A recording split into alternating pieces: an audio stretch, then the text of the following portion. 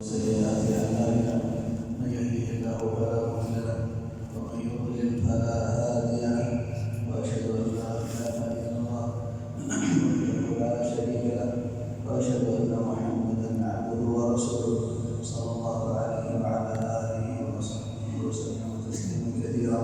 أما بعد عباد الله فاتقوا الله تعالى حق التقوى فإنها نعم الزاد من دار الأخرى.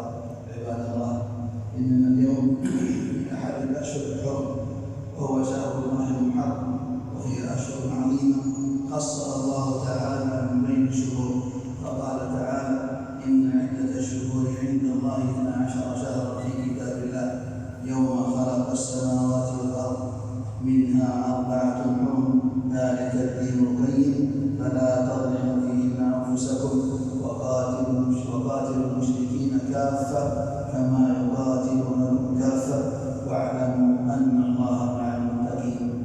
فخصها الله تعالى بالتأكيد على أن ينصح العبد فيها لنفسه فلا يظلمها بمعصية الله بفعل ما حرم الله أو ترك ما أوجب الله. قال قتادة رحمه الله تعالى: العمل الصالح أعظم أجرا في الأشهر الحرم والظلم فيهن أعظم من الظلم فيما سواها، وإن كان الظلم على كل حال عظيما. وجاءت السنة النبوية بالترغيب في صيامه كله. قال صلى الله عليه وسلم: أفضل الصيام بعد رمضان شهر الله المحرم، وأفضل الصلاة بعد الفريضة صلاة الليل. أخرجه مسلم من حديث أبي هريرة. وتأمل عبد الله كيف أضاف النبي صلى الله عليه وسلم هذا الشهر إلى الله إضافة تشريف وتكريم تنبيها على شرفه وفضل التطوع والصيام. وفي شهر محرم يوم عاشوراء، وهو اليوم الذي نجى الله فيه موسى عليه الصلاة والسلام وقومه، وأغرق فيه فرعون وجنوده، فصامه موسى شكرا لله تعالى، ونحن نصومه شكرا لله وتأسيا بنبينا صلى الله عليه وسلم إذ كان يصوم ويرغب الناس من صومه، ووعد من صامه أي إيمانا واحتسابا أن يكفر الله عنه سيئات عامه المرسلين. فعن أبي قتادة رضي الله عنه أن رسول الله صلى الله عليه وسلم سئل عن صيام يوم عاشوراء فقال: يكفر السنة الماضية.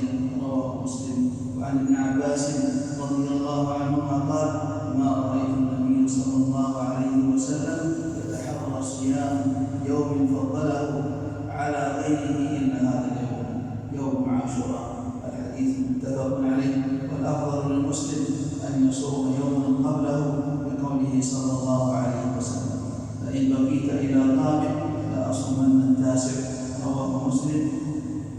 بارك الله لي ولكم في القرآن العظيم، ونفعني وإياكم بما فيه من الآيات والذكر الحكيم. أقول قولي هذا وأستغفر الله العظيم الجليل لي ولكم ولسائر المسلمين من كل ذنب فاستغفروه إنه هو الغفور الرحيم.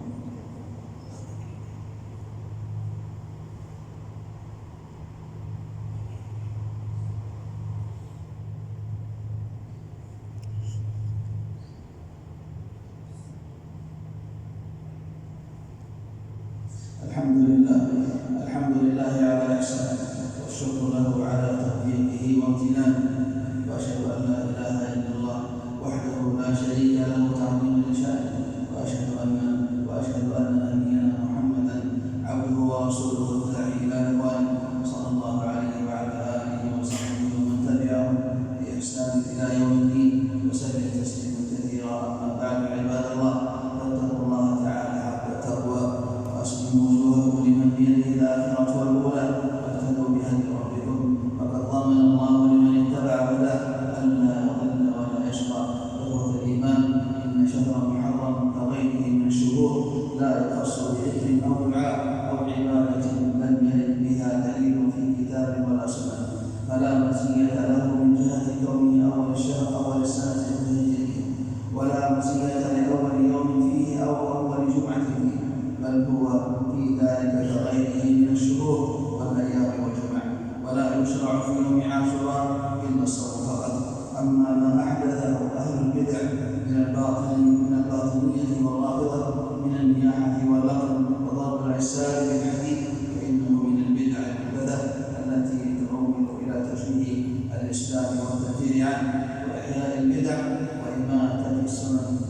بالله من مضلات البدع والفتن ما ظهر منها وما بطن. عباد الله، صلوا على خير الامر ربكم في الصلاه عليه. فقال عز من قائل: ان الله وملائكته يصلون على النبي يا ايها الذين امنوا صلوا عليه وسلموا تسليما. اللهم صل وسلم وبارك على عبدك ورسولك محمد وعلى اله واصحابه ومن تبعهم باحسان الى يوم الدين. وارض اللهم عن خلفائه الراشدين ابي بكر وعمر وعثمان وعلي وسائر الصحابه اجمعين، وأنا معهم برحمتك يا ارحم الراحمين. اللهم اهدنا فيمن هديت، وعافنا فيمن عافيت، وتولنا فيمن توليت، وبارك لنا فيما اعطيت، وقنا واصرف عنا برحمتك شر ما قضيت. انك تقضي بالحق سبحانك ولا يقضى عليك، انه لا يذل من واليت ولا يعز من عافيت، تباركت ربنا وتعاليت. اللهم اغفر لنا ولوالدينا ووالدينا ولمن لهم حق علينا برحمتك يا ارحم الراحمين. عباد الله، والله عليم وجل يذكركم واشكروه على نعمه يزدكم، ولذكر الله اكبر واعظم، والله يعلم ما تصنعون.